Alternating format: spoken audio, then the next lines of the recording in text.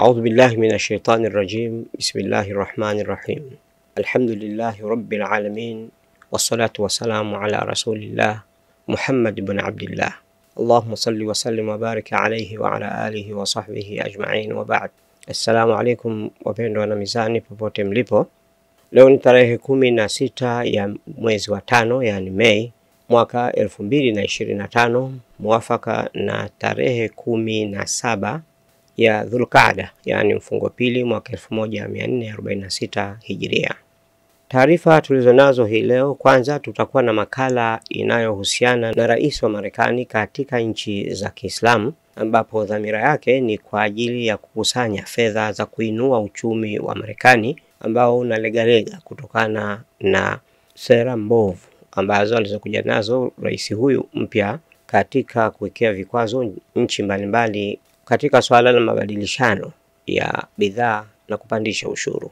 Taarifa ya pili itakuwa ni majibu yaliyotolewa na rais wa Iran Daktari Pezeshkian akimjibu Trump, na Masoud Pezeshkian akimwambia Trump kwamba hajui chochote kuhusu wananchi wa Iran. Taarifa nyingine ni ile ya Abu Turabi ambaye ni imamu wa muda wa swala ya Ijumaa ya mjini Tehran kule Iran, ambapo amesema Marekani ndio chanzo cha fitna yote duniani, umwagaji damu na ukosefu wa usalama kote duniani. Karibuni katika taarifa hizi, na baadaye kisha tutakuwa na uchambuzi juu ya swala la safari ya rais wa Marekani katika nchi za Kiislamu. Imamu wa muda wa swala ya Ijumaa mjini Tehran amesema katika hali ambayo Israel inafanya mauaji ya kutisha zaidi kwa niaba ya Marekani, inazikalia kwa mabavu nchi za Kiislamu na kukanyaga haki za kujitawala kitaifa Lebanon, Syria na Yemen, rais wa Marekani anadai kwa uongo kuwa eti Irani ndio tishio kwa usalama wa eneo, wakati ni Marekani ndio tishio kwa amani na usalama wa dunia.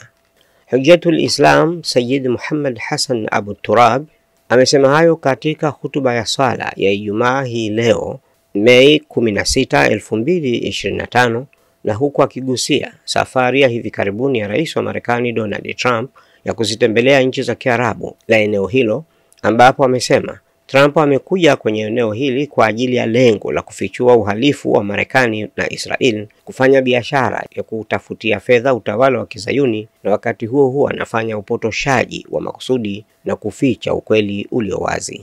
Amesema katika wakati ambao Israeli imeonyesha nusu ya sura yake ya giza na kikatili, imefanya mauaji ya kutisha zaidi kwa niaba ya Marekani na madola ya Magharibi, inafanya vitendo vya kigaidi na kukanyaga haki za kujitawala za nchi za Lebanon, Syria, Yemen, Trump anajipa uthubutu wa kudai hadharani kwamba eti Irani ni tishio kwa usalama wa eneo la Mashariki ya Kati. Imam wa muda wa sala ya Ijumaa ya Tehran amebainisha pia kwamba tangu Agosti 19, 1953 hadi hii leo, katika kipindi cha miongo 7, Marekani haijasita kufanya uovu wowote wa kutishia usalama wa Iran na wa eneo hilo zima. Kwa muda wote imekuwa ikifanya njama za kuzuia maendeleo na ustawi wa Iran. Marekani imechochea na kumuunga mkono aliyekuwa rais wa Iran Saddam Hussein. Muda wote imeiwekea vikwazo vikali zaidi Iran, inakiuka haki za binadamu za taifa hili na uhalifu mwingine mwingi wa serikali mbalimbali za Marekani. Lakini imamu huyo amesema ana imani kuwa mshikamano wa umma wa Kiislamu utalinda maslahi ya umma huo mbele ya njama za maadui zikiongozwa na Marekani. Wakati huo huo, jana Rais Masoud Pezeshkian wa Iran amejibu kauli za rais wa Marekani Donald Trump kuhusu Iran na kusema kuwa inaonekana kiongozi huyo wa Marekani hawafahamu wananchi wa Iran. Rais Pezeshkian amesema hayo wakati wa mkutano wake na wasomi wenye vipawa na wanaharakati wa uga wa kiutamaduni katika mkoa wa Kermanshah, na kueleza kwamba alichosema Trump kinaonyesha kuwa hawafahamu watu wa Iran na haelewi chochote kuhusu ghera, uungwana na kujitolea kwao, na anatoa shutuma kwamba Iran ni chanzo cha machafuko na hatari. Aliongeza, katika hali ambayo zaidi ya raia 60,000 wasio na hatia wameuawa shahidi huko Gaza wakiwemo wanawake na watoto. Nani alifunga njia zao za kuwafikia chakula, maji na dawa? Wanasema wana mabomu yasiyofikirika, halafu wanatutumia sisi kuwa tunapigia debe vita na umwagaji damu. Je, ni nani aliyezipa silaha nchi za eneo hilo na kuzisukuma kuelekea kwenye mifarakano? Nani anaipanda mbegu ya fitna? Amehoji rais wa Iran. Rais wa Iran ameendelea kusema madola ya Magharibi yanapigia debe amani kwa mdomo tu, lakini kwa miaka 47 iliyopita yamekuwa yakifanya kila yawezalo kuwapigisha magoti watu wa Iran na utawala wao, na hawajafanikiwa na hayatafanikiwa kamwe. Rais Pezeshkian pia amesema wanadai kuwa walishinda kundi la kigaidi la Daesh, lakini ni nani aliyemuua shahid Qasim Suleimani, mtu aliyepambana na Daesh? Ninyi ndio mliowafunza kuwapa silaha Daesh, wakati Qasim Suleimani na wenzake ndio waliowaondoa magaidi hao katika eneo la Mashariki ya Kati. Pezeshkian alimaliza kwa kubainisha msimamo wa Iran: watake amani au la, tutajenga nchi hii na kuiendeleza kwa nguvu. Sisi ni watetezi wa amani, si watetezi wa vita, lakini heshima na fahari yetu haviuzwi, na hatutapiga magoti mbele ya nguvu yoyote, wala hatutasalimu amri, alimaliza rais huyo wa Iran. Hizo ni taarifa ambazo zinaambatana na majibizano ambayo ni kati ya rais wa Marekani na rais wa Iran, akimjibu rais wa Marekani kuwa Iran ndiyo nchi inayoleta machafuko katika eneo la Mashariki ya Kati, huku rais wa Iran Masoud Pezeshkian ambaye kitaaluma ni daktari akimpa mjibizo wenye maneno makali rais wa Marekani kwamba ni Marekani ndio chanzo cha umwagaji damu mahali popote pale duniani. Akizungumzia mfano wa Israel na Gaza, ni Marekani ndio iliyo nyuma ya mauaji ya Gaza, ambapo silaha na kila kitu kinachofanya katika kutekeleza mauaji ya Gaza kinatokana na ufadhili wa Marekani. Mara tu baada ya kuingia katika awamu ya pili yake ya uongozi, Trump ametoa tayari silaha zenye thamani ya bilioni 8.8 kuipa Israel ili iweze kutekeleza mauaji ya kimbari na ya kinyama dhidi ya wananchi wasiokuwa na hatia wa Palestina katika ukanda wa Gaza. Baada ya mjibizano huo, tutaelekea katika kufanya uchambuzi wa kile kilichotukia na lengo la safari ya Trump katika nchi 3 za Kiarabu kama ilivyoandikwa na watafiti mbalimbali na kuchapishwa katika vyombo vya habari ikiwemo Pars Today.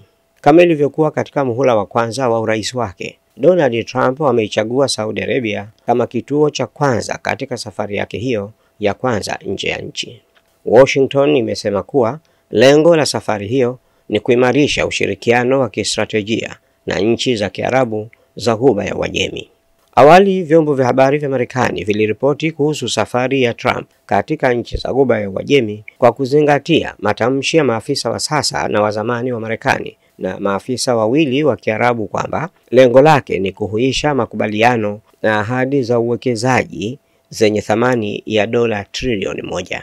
Safari ya Trump katika Ghuba ya Uajemi, ambayo ni kwa mujibu wa ikulu ya White House, ina lengo la kuimarisha uhusiano wa kiuchumi na kiusalama na nchi za kusini mwa Ghuba ya Uajemi, imeibua maswali mengi kuhusu mahusiano ya Marekani na nchi hizo, mahusiano ambayo yanaonekana kuwa yanalenga zaidi kuinufaisha Marekani kiuchumi na kibiashara kabla ya jambo jingine lolote lile. Kwa hakika safari hii ambayo Trump ameiita kuwa ya kihistoria na baadhi ya vyombo vya habari kukadiria faida zake za kiuchumi kwa Marekani kufikia dola trilioni 3, inalenga zaidi kudhamini maslahi ya kiuchumi kwa upande mmoja, bila kujali kuwa Trump lengo lake la pili na kuzinyang'anya nchi za Kiislamu uwezo wa kifedha kwa kuchukua fedha za nchi hizo na kuziwekeza katika uchumi wa Marekani ambao unayumbayumba kutokana na sera mbovu za rais huyo. Mtazamo wa Trump kuhusu nchi hizo uko wazi kutokana na matamshi yake ya huko nyuma kuhusu nchi za Kiarabu, hususan Saudi Arabia.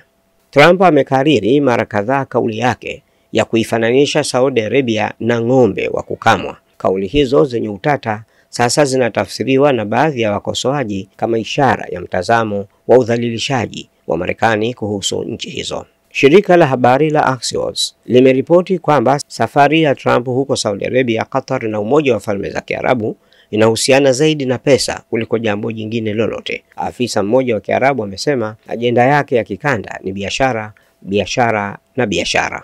Kwa mujibu wa ikulu ya White House, moja ya malengo makuu ya safari ya Trump ni kuvutia uwekezaji mkubwa kutoka nchi za kusini mwa Ghuba ya Uajemi. Ripoti inaonyesha kuwa Saudi Arabia imejitolea kuwekeza dola trilioni 1 nchini Marekani, nayo UAE, Imarati, imewasilisha mpango wa kuwekeza nchini humo dola trilioni 1.4 katika kipindi cha miaka 10 ijayo.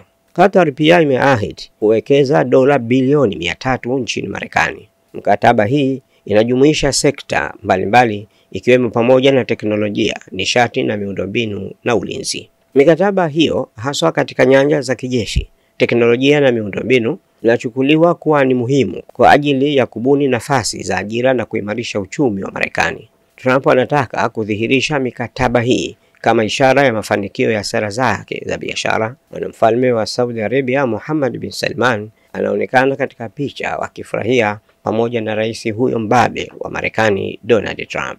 Katika hatua yake ya kwanza akiwa Saudi Arabia, Trump alitia saini mikataba mikubwa na ya faida nono kwa Marekani akiwa na mfalme wa Saudi Arabia Mohammed bin Salman. Viongozi wawili hao wakuu wa Marekani na Saudia walihudhuria mkutano wa uwekezaji wa nchi hizo siku ya Jumanne, Mei 13, ambao uliambatana na tangazo la kusainiwa mikataba 145 yenye thamani ya zaidi ya dola bilioni 300. Inatarajiwa pia kwamba Trump atafunga mkataba mingi na mikubwa wakati wa safari yake katika nchi za UAE na Qatar, ambayo bila shaka itayafaidisha makampuni ya Marekani kwa mamia ya mabilioni ya dola.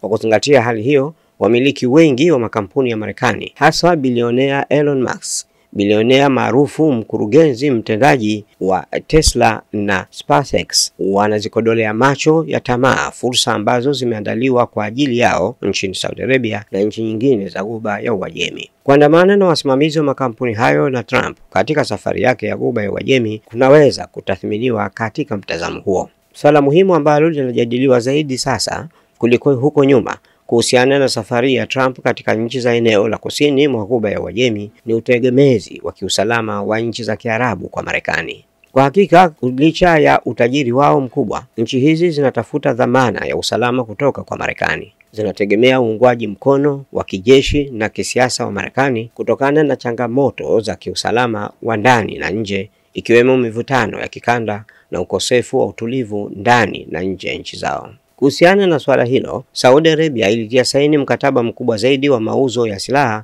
katika historia na Marekani wenye thamani ya dola bilioni 142, ukijumuisha silaha mbalimbali yakiwemo makombora, ulinzi wa anga na mifumo ya kuzuia makombora, magari na ndege za kivita na vifaa vingine vya kijeshi. Mkataba huo ambao ikulu ya Marekani iliuita uuzaji mkubwa zaidi wa silaha za ulinzi katika historia, umetoa fursa ya kipekee na yenye faida kubwa kwa makampuni ya silaha ya Marekani. Inaonekana kuwa safari ya Trump imeleta manufaa makubwa ya upande mmoja kwa maslahi ya Marekani, na kilichobakia sasa kwa nchi za Kiarabu ni kuwa watumiaji tegemezi tu wa bidhaa za kiuchumi, kisiasa, kijeshi, kisayansi na kiteknolojia za Marekani. Wakati huo safari ya Trump inalenga zaidi kuinufaisha Marekani kiuchumi na kijiografia kuliko kuzisaidia nchi za Kiarabu kutatua maslaha yao sugu ya kikanda kama vile mzozo wa muda mrefu wa Palestina au mivutano ya kikanda. Aidha, juhudi za kupunguza ushawishi wa China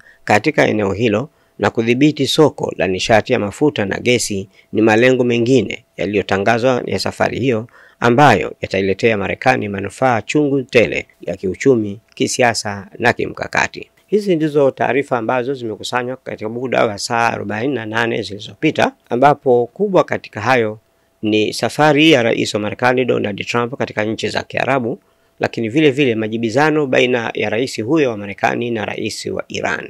Trump anaishutumu Iran kuwa ndiye mchochezi anayeleta hali ya kutokuwa na utulivu katika Mashariki ya Kati, na Masoud Pezeshkian, rais wa Iran, akisema kuwa bila Marekani dunia ingekuwa katika hali ya salama, kwani hakuna mahala popote panapomwagika damu bila ushiriki wa Marekani. Lakini Saudi Arabia inazidi zaidi kila siku kuonyesha udhaifu wake na utegemezi wake kwa Marekani, ambapo uchumi wa Saudi Arabia unahamishiwa Marekani kwa nia ya kutaka kukuza uchumi wa Marekani, hali ya kuwa nchi nyingine za Kiislamu na za Kiarabu ziko katika hali ngumu ya maisha ya watu wao, lakini vile vile wa Palestina ambao ni ndugu zao halisi wamo katika hali nzito, wanauliwa na kuteketezwa na Marekani huyo huyo ambao Saudi Arabia ni rafiki yao. Serikali ya Donald Trump awali ilipata kutamka kuwa Saudi Arabia ni sawa sawa na ng'ombe wa kukama maziwa, ambapo Marekani kila inaposikia hamu ya kupora na kupoka fedha wanakwenda kwa Saudi Arabia. Hata Trump alimepata kuwadhalilisha wa Saudi Arabia akisema endapo Marekani itaondoa mkono wake katika kuilinda Saudi Arabia kwa muda mfupi tu usiozidi siku 7, tayari ufalme wa Saudi Arabia utakuwa umeanguka. Kitisho hiki kinaifanya Saudi Arabia kuwa ni mtumwa wa Marekani kwa kutegemea kwamba Marekani ndiyo mlinzi wake wa kuilinda, hali ya kuwa Saudi Arabia ni nchi tajiri sana yenye uwezo wa kununua kila aina ya silaha, lakini bila kutumia uchumi huo kujiimarisha yenyewe kijeshi, kujiimarisha yenyewe kiviwanda. Imekuwa ikichukua fedha na kuzihamishia katika mataifa, hali ya kuwa uchumi wa Saudi Arabia pekee inaotegemea ni mafuta. Jambo hili limefanya Saudi Arabia kuwa ni nchi dhaifu, nchi ambayo haiwezi ikawa na tegemeo la mataifa ya Kiislamu kutokana na Saudia yenyewe kujiweka chini ya satwa ya Marekani. Hali ni mbaya zaidi katika ukanda wa Gaza kule Palestina na inaendelea. Mayahudi ama Mazayuni wanazidi kuendelea kuua watu kila siku. Katika siku 2 zilizopita, kwanza wameua watu wanaopata 85 na kisha baadaye katika saa 24 zilizopita wamewaua Wafalastini 101, hatua ambayo inaonyesha kuwa dhamira walionayo wa Marekani na Israel ni kuangamiza na kukipoteza kabisa kizazi cha Palestina katika wajihi wa dunia. Tuzidi kumwomba Mwenyezi Mungu usiku hadi siku na ushindi upo karibu yetu. Donald Trump ndiye alianzisha vita dhidi ya Yemen, lakini sasa ameomba Yemen wakae pamoja na kusikilizana na kukomesha vita baina yao. Si wa Yemen walioiomba Marekani, bali ni Marekani ndiyo iliyoomba baada ya kuona kwamba hakuna walichodhamiria kufanya dhidi ya Yemen wakafanikiwa. Dhamira ya kuipiga Yemen ilikuwa ni kuhakikisha kwamba Yemen haiendelei kuishambulia Israel, na baada ya kuipiga Yemen kwa kutumia vifaa vyenye thamani ya bilioni 2 ya dola, bado Yemen imeendelea kuipiga Israel katika kila masaa 24 na kuzuia safari za ndege za kutoka na kuelekea Israel. Kwa hiyo hayo ni mafanikio. Israel nayo inazidi kuiomba Hamas kukaa katika mazungumzo, na Hamas imejibu kwamba mazungumzo yatakuwepo lakini baada ya kusitisha vita. Kwa hiyo wanayotaka Israel isitishe vita ya kuua watu ndipo waingie kwenye mazungumzo. Kwa hiyo hakuna mahala palipo rahisi kufanikisha makusudio ya Marekani na Israel. Tusisahau kusoma kila siku, kila wakati, kila baada ya ibada zetu, ziwe za mchana na wale wanaoamka katika ibada za usiku, kwa kusoma suratul Fil na suratul Lahabi, kumwomba Mwenyezi Mungu Trump na kikundi chake kinachodhamiria kuwaua na kuwamaliza wa Palestina na kisha kuipora ardhi ya